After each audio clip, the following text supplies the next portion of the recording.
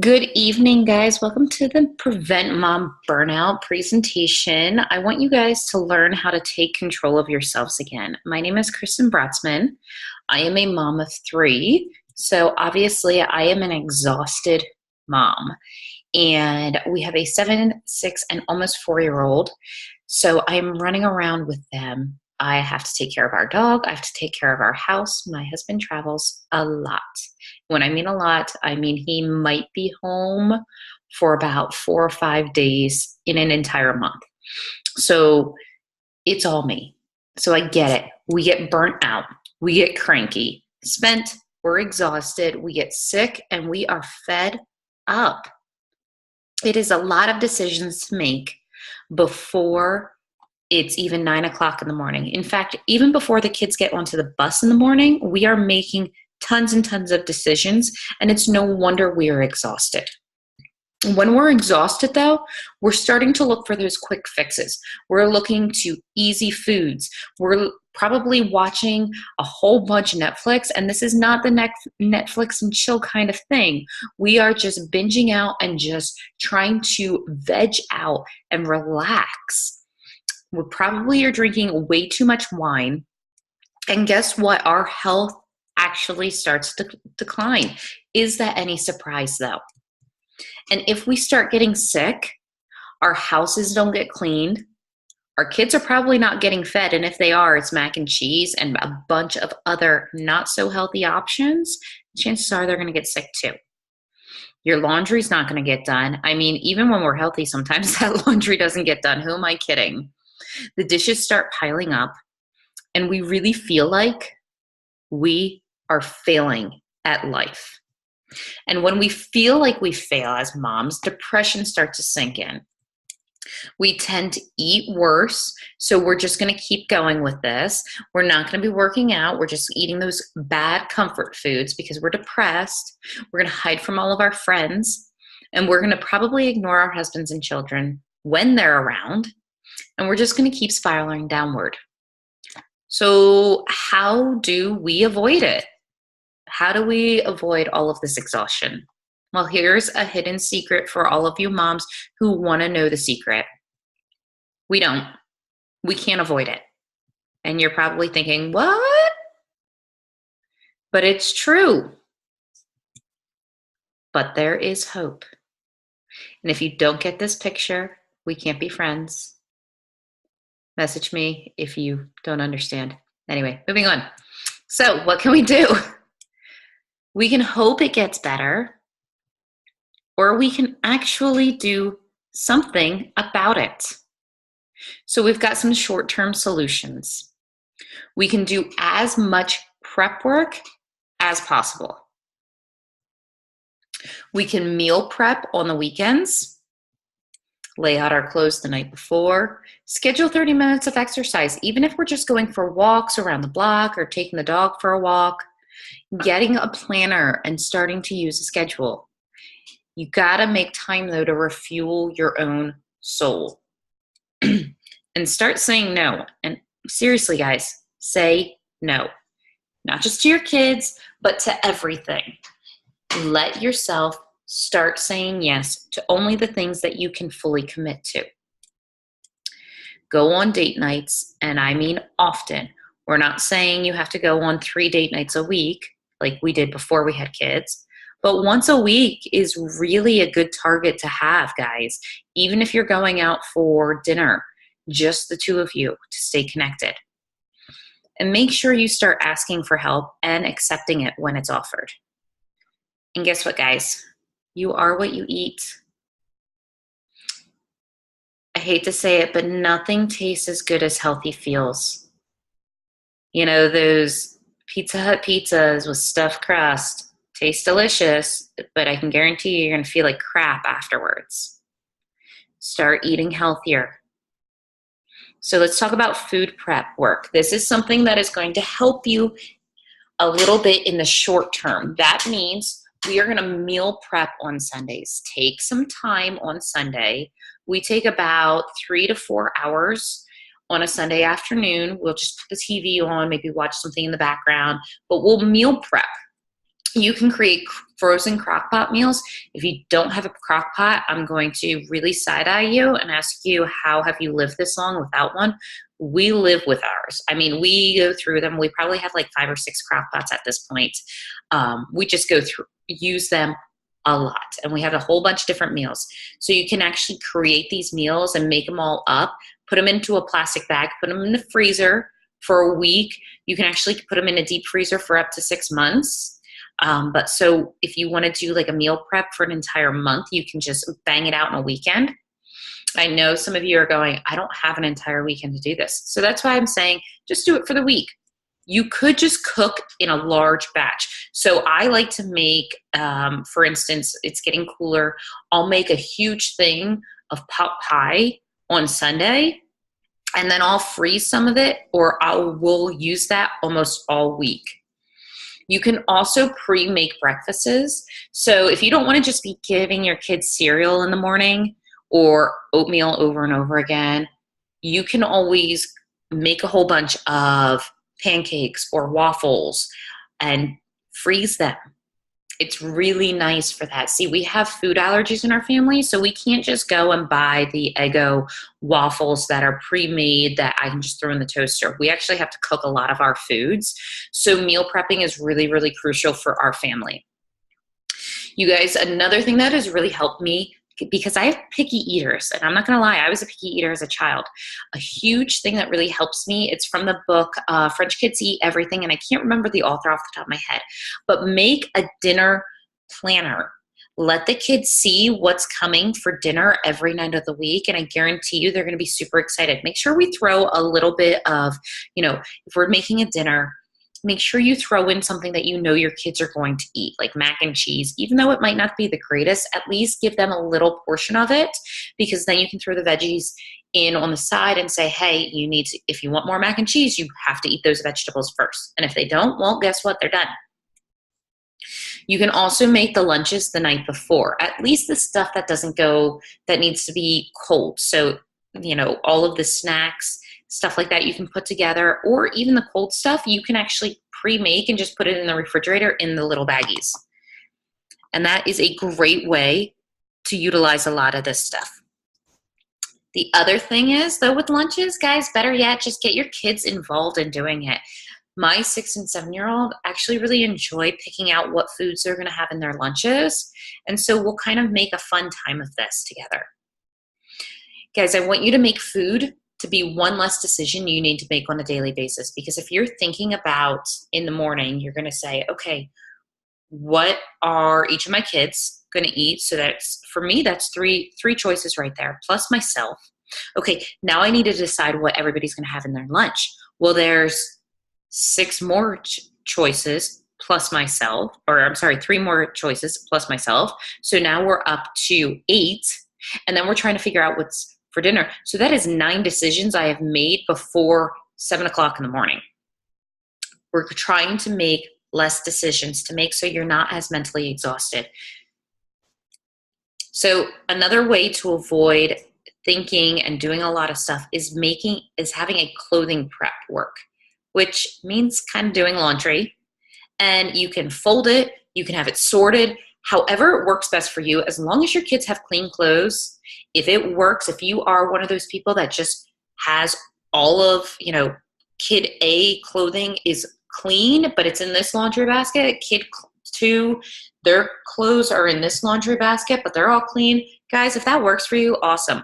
I actually found that having my kids help me do folded laundry together, and it's a lot of fun. We kind of make a fun night out of it, where we'll kind of sort all of our laundry together. So everybody does their underwear together at the same time. We fold it all together, and then we'll do all together pants, fold that together, put those away. And it makes it a lot quicker, because my kids understand if it doesn't take me 2 hours to fold laundry, then we actually get to spend more time together. And in fact, we even spend time together as a family folding laundry. Yes, it seems tedious, but I'm teaching them life skills even at their young age. Yes, my 3-year-old folds laundry and has been doing it for about 6 months. He loves it because he gets to do some family fun together, and they kind of race together. I know it sounds super cheesy, but it's something we all enjoy. Help your kids lay out their clothes the night before. See, we're really lucky that our kids go to a private school, so they have uniforms. If your kids have uniforms, that is awesome. I don't understand people who get really upset that their kids have to wear uniforms. It is one less decision you have to make in the morning. Guess what, kid? You have to wear, this nice button-down blouse and a jumper. There you go. That is what you wear today. There is no other decision needed to be made. And for you, you can also lay your clothes out the night before. It's really super simple. You can also pull out your workout clothes, because if your workout clothes are staring at you on your bed first thing when you wake up in the morning, you might actually feel guilted into actually working out first thing in the morning before anything else happens. Guys, another thing that is really going to help you, and we'll talk about this in the longer term solutions, is downsizing that wardrobe, having less options to choose from, or at least putting some of those clothes that aren't seasonally in. So right now we're moving from summer into winter. Guys, put all the summer clothes away. Put those summer dresses, pack them away, pull them out next year. That way you don't look at them. That's not even an option for you to see. And then starting in March or April, when it starts warming up again, pull them out again. And then you can say, oh yeah, I love this clothing, this piece of clothing. So I'm going to wear this. Yay. And actually you're going to probably be less likely to go out and buy more clothes and spend more money that you may not have on clothes that you don't really need. So again, we're going to make clothing become one less emotionally draining decision we make throughout the day. Let's talk about exercise, guys. It is recommended that most adults get 150 minutes of moderate exercise per week, or at least 75 minutes of vigorous activity. And I know you're probably looking at me and saying, yeah, I don't have time to go and do vigorous activity. I barely have time to run around after my child. Is running around after my toddler considered exercise? Probably not what you think. So, guys, do 20 minutes of walks a day. Go walk around the block. Put the kid in a stroller or have your kids walk with you and just go for a 20-minute walk. It's really, really good for you and for your body to do this. You can also do yoga or Pilates. Yes, I know that they're two different things, but a lot of people do them simultaneously. Do that every day. Mix it up. Maybe you want to do some weightlifting one day and bar work another day. I grew up doing ballet all the time, so I love bar work. If you are one of those people that like to do HIIT, then do that. Do all the high intensity training stuff. And if you're into CrossFit, y'all are insane. So I'm just saying. Not saying, I'm just saying. So guys, another thing that you need to do is you need to sleep, moms. I know you're probably saying, there's no way I can sleep. I'm not tired. I don't want to sleep. You need 7 to 9 hours of sleep a day. You need it.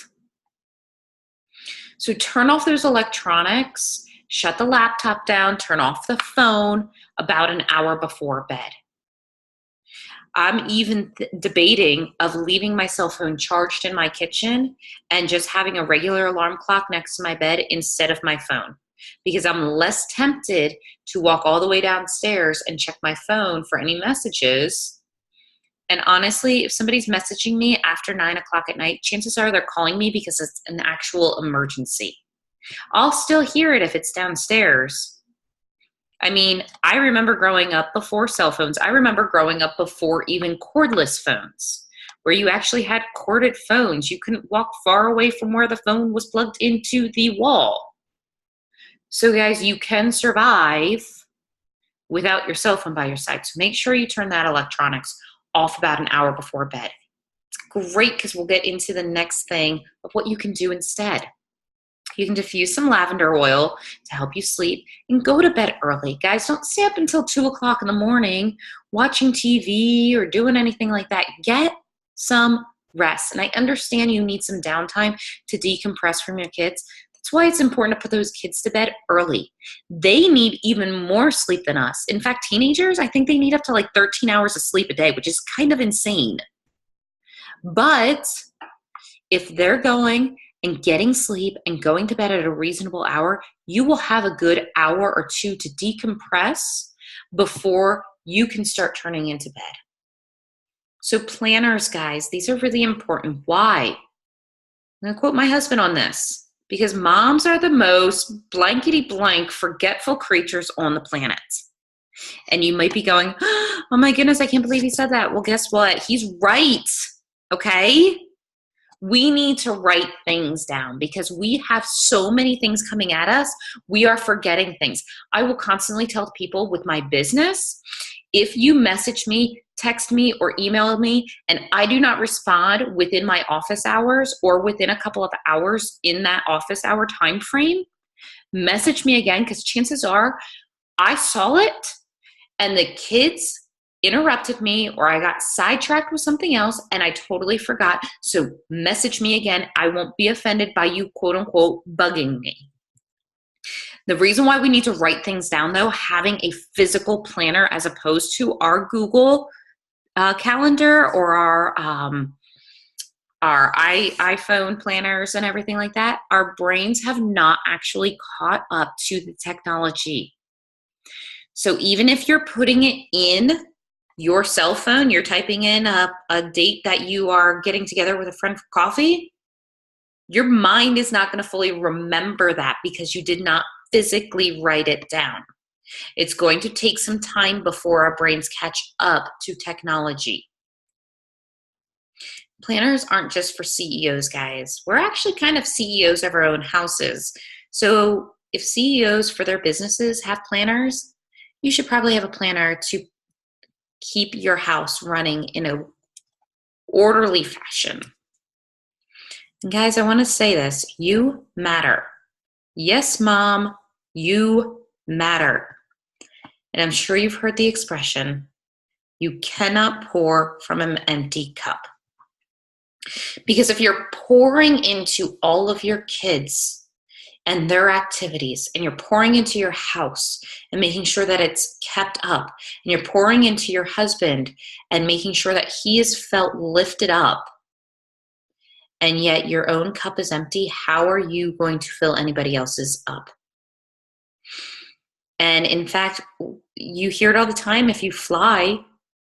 If you are seated next to a child, you are to put on your own oxygen mask in an event of emergency before you apply it to the child. I know you want to help the kids out, but if you cannot keep yourself in check and help yourself first, you are going to not be able to help anyone around you. So you need to focus on you. How do you do that though? Read. We read to our kids all the time, do we not? We love reading to our children. We want our children to enjoy books and enjoy reading. So guess what, guys? Once the kids go to bed and we are up late and we don't have our phone, grab a book. Read. Journal too. The next thing is say no, guys. The world won't stop just because you said no to an activity. Okay, these are for those moms who like to stay busy. If you're homeroom mom for all of your kids' classes, and then on top of that, you're volunteering at church for, say, the nursery service, and then you are offering to do cookies for the bake sale, and you have to clean up around the house, and you and your husband are going on date nights, and oh wait, you also just signed up for meal prep or meal training for so-and-so who just lost their spouse, heaven forbid. And you keep adding all of these things on. Guess what? Eventually, you're going to start to fumble and you're going to start to miss things. You're going to forget to send out that email to all the other parents for the field trip that's coming up. You're going to forget to drop off the meal for the family who is dealing with a loss, and they're going to go hungry and go, we thought somebody else was making our food. You need to say no to things in order for whatever you're saying yes to, you can fully commit to. If you have a problem saying no to things, I'm going to recommend Lisa Turco's The Best Yes. It is a really, really good book of how to set boundaries and how that it is actually better for you to say no to activities in order to give those other activities that you've already committed to saying yes. For instance, you are a mom. Your priority is to raise those children until they become adults and they are functioning in society on their own. But if you put everything else above your kids' lives are going to suffer.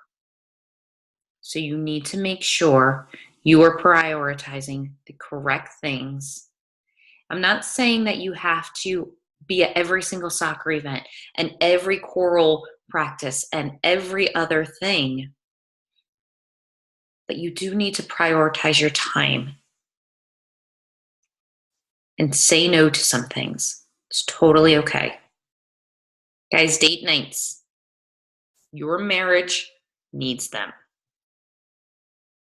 I figured Ryan Gosling would help you guys. You can just go onto Google, figure out a fun thing to do. Because if you are like my husband and I, we kind of sit around and we're like, okay, so what do you want to do? I don't know. What do you want to do? Do you want to go out for dinner? Sure, let's go out to dinner. Where do you want to go? I don't know. What's good? I don't know. So just Google something. Think about what you would enjoy to do.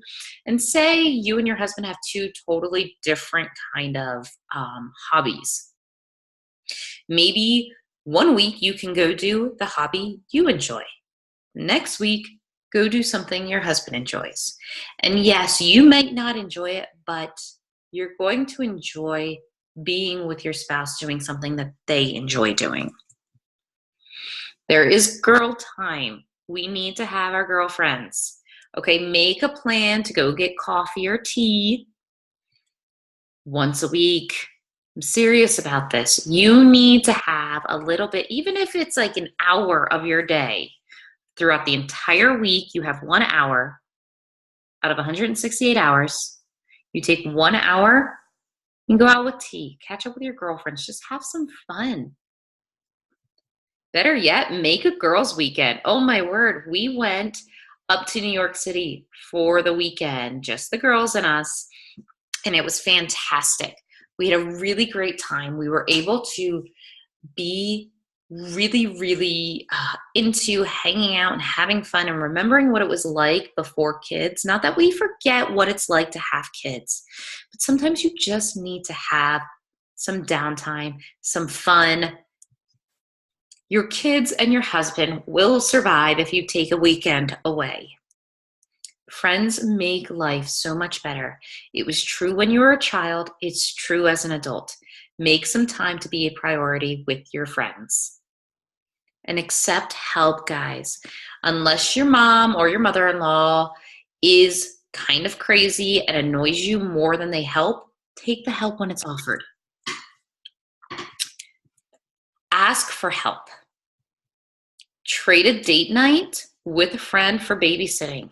It is awesome to be able to trade nights with your friends. So say your neighbors are really awesome and they've got kids. Maybe one Friday night your kids can have a sleepover at your neighbor's house.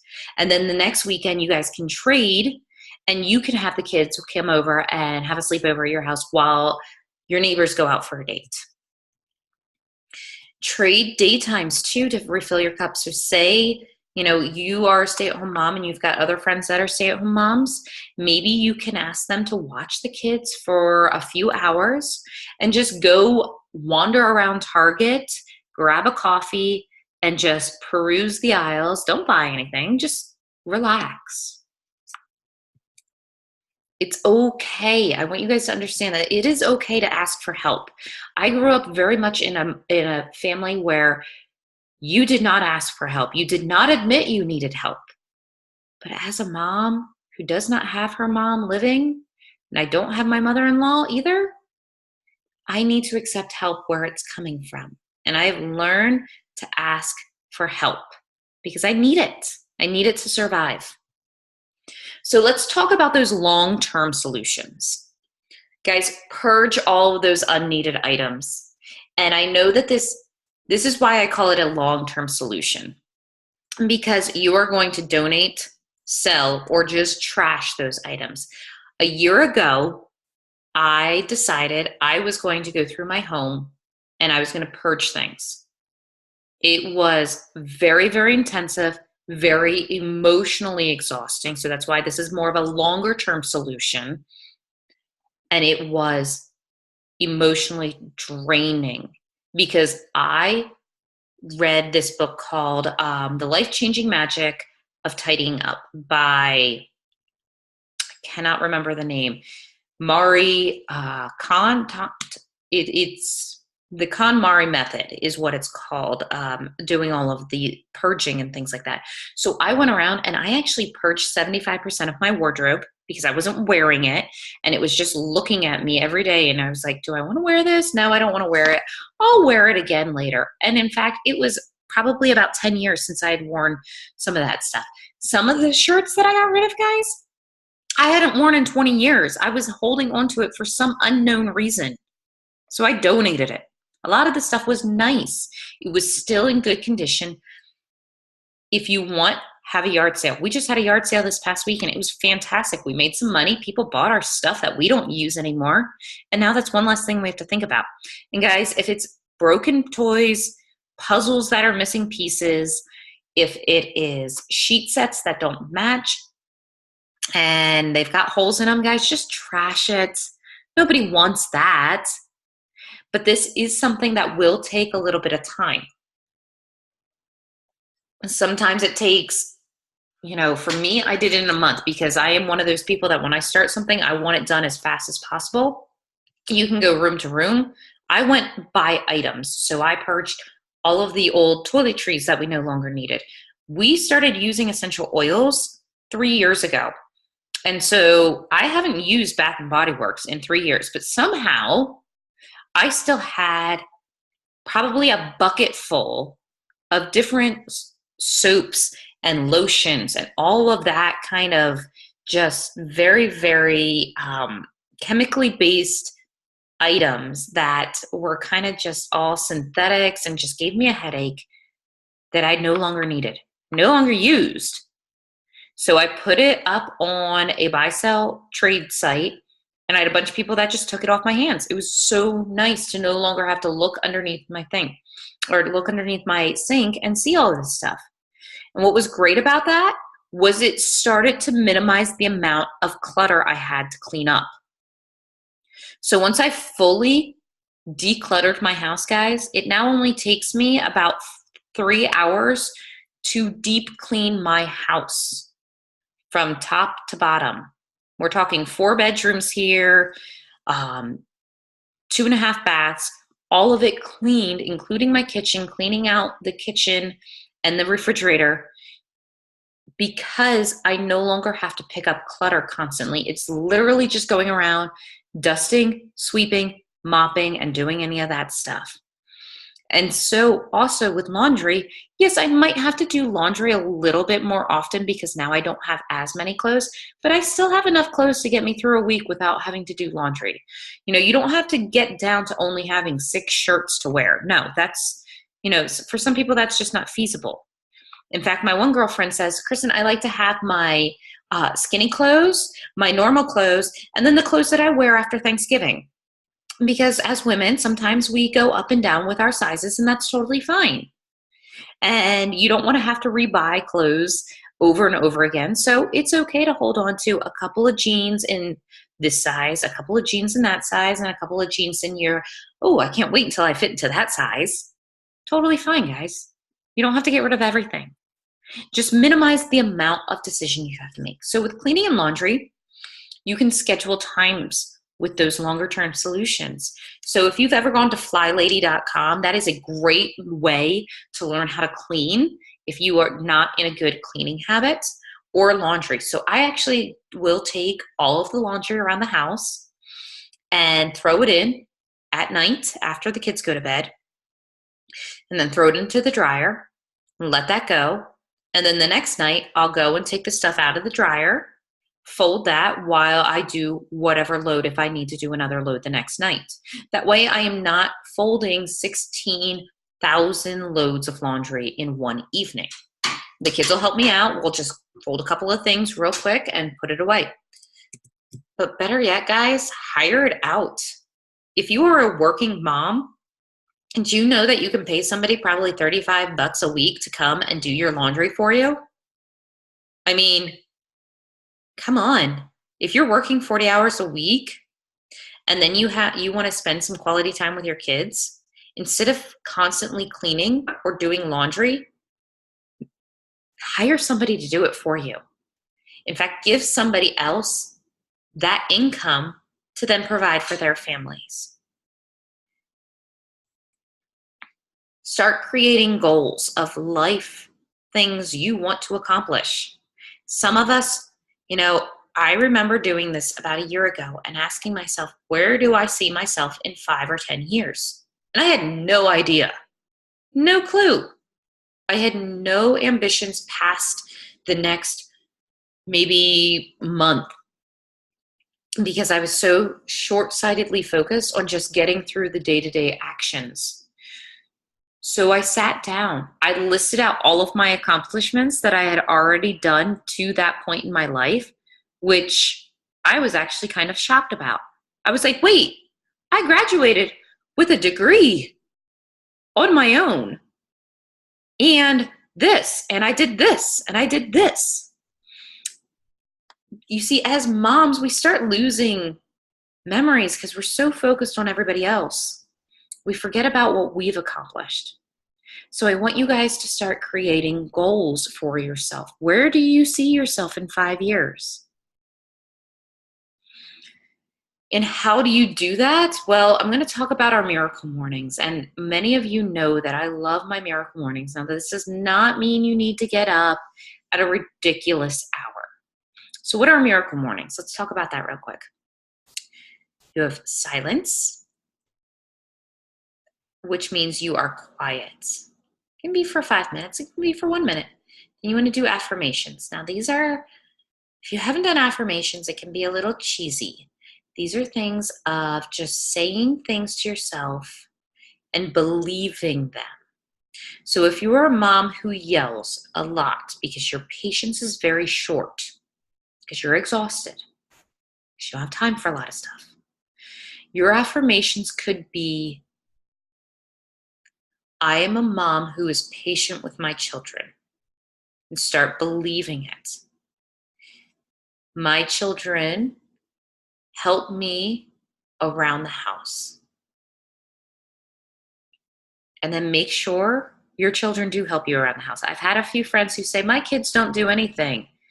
And I ask, well, how long have you been asking your kids to help you? Well, not at all. Well, I could probably see where your issue is here, why your kids don't help you. I tell my kids all the time, I cannot do this alone. I need help. So they do help me. So my affirmations in the morning to get on the right start of the day is, my kids help around the home. Next, you have visualizations.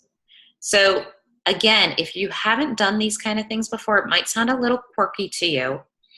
But in addition to the affirmations, now we're going to actually visualize your kids waking up and being happy and getting dressed without you yelling at them, brushing their teeth right away, you not losing your marbles on them first thing in the morning. Everybody walking out the door, smiling. Now, this is going to take some time to get used to. This is one of those longer-term solutions. You got to do the small steps consistently over and over again, but you will see a positive impact by this. Next up is exercise. Even if it's 5 minutes of doing jumping jacks in the morning, or running in place, or doing a couple of push-ups, do something to get that heart rate up. Then I want you guys to have some reading. That can be something like reading your scripture or your devotional in the morning, or you can grab a book, read a chapter in the morning. In fact, my goal for next year is going to be reading a book a week. I've always wanted to be able to do that, and I think next year is going to be my year that I am actually going to read a book a week. And how do you accomplish that? By reading a chapter a day, at least. Give yourself 15 minutes in the morning to read, And then at night, like we were talking about, putting our electronics away and reading. Another thing that you can think about, though, if you want to start reading more and more often, instead of checking your phone when you're in the preschool pickup line, you can grab a book and just read the book while you're waiting. And last up is scripting. It's basically you're just writing. You can do a to-do list. You can write that out in the morning. You can just think and journal and write things that come to mind. Or at night, when you're finished at the end of the night or end of the day, you can just write down a couple of gratitude things, saying, I am grateful that we finally had cooler temperatures.